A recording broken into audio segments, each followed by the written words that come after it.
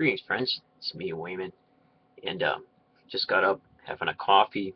Been wanting to do this video for some time, but the good people at YouTube allow this direct upload to disconnect and then reconnect. So I'm constantly like re-recording, and re-recording videos.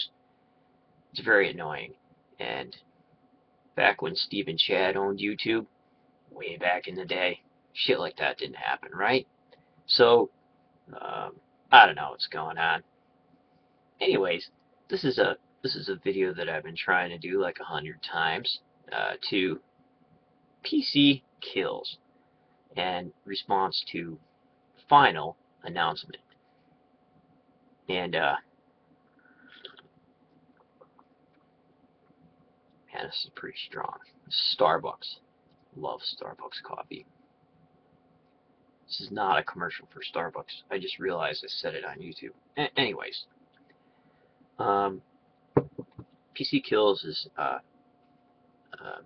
just wanted to say best of luck to you in your new endeavors and learning. And I've always enjoyed your videos, and a lot of times, especially on YouTube, you don't really uh, know what you're missing until a person's about ready to leave, and you're a part of that community.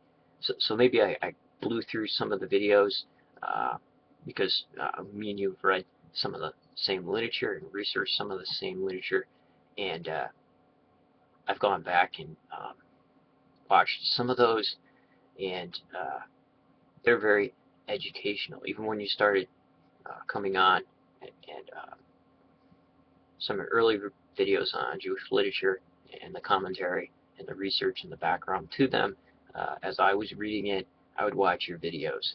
Sometimes I just didn't comment. I probably should have, but I did not. Um, so I find these transitions really interesting, and I hope that you leave up those videos because you worked really hard on those.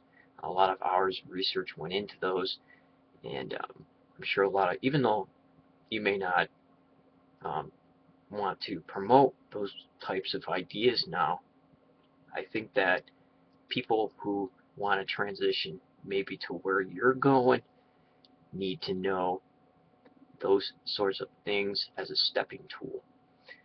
And I just wonder, like, I don't want you to take offense at this because I realize myself doing it. Um,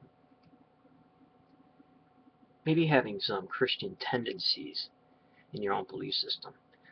Sounds kind of mean to say, but there's a lot of those leftover things. Bart Ehrman has them, I can tell, and sometimes even reading the scholar Robert Price. Evangelical tendencies, even though they may be agnostic or atheist. Some of the sides that they take concerning certain issues in certain debates about morality or theology, I end up scratching my head. And I kind of understand, and one of the things that you have to do when you're studying all this um, is, I guess from the start, you have to validate assumptions and know differences and why they exist. So it appeared to me, from watching some of your videos and the thought process on it, that you came out of, I'm not trying to analyze you or anything, but I guess I would be. But these sorts of things just naturally, I think about these sorts of things.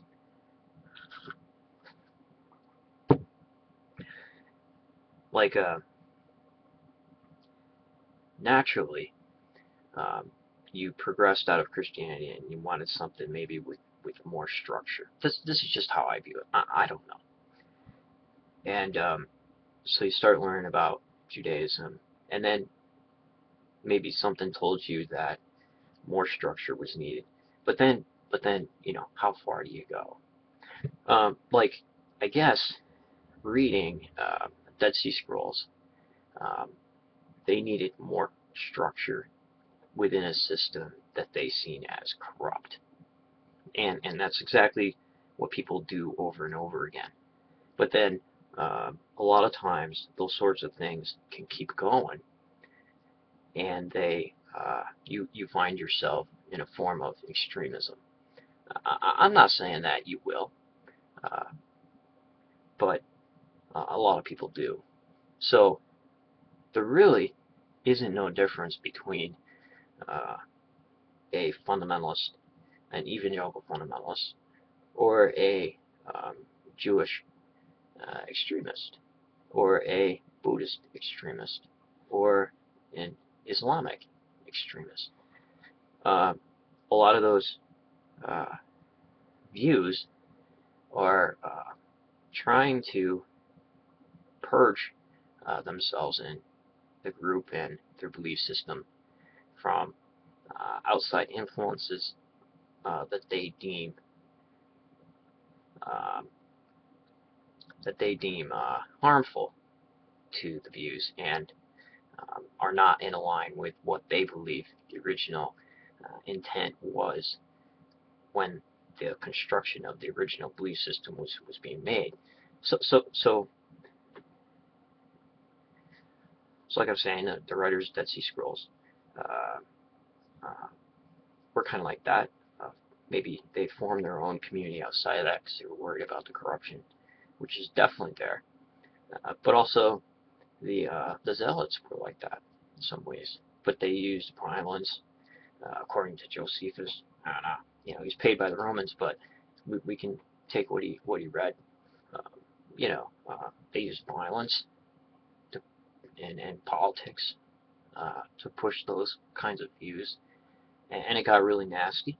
So I guess what I'm saying is like uh, watch that things aren't repeating.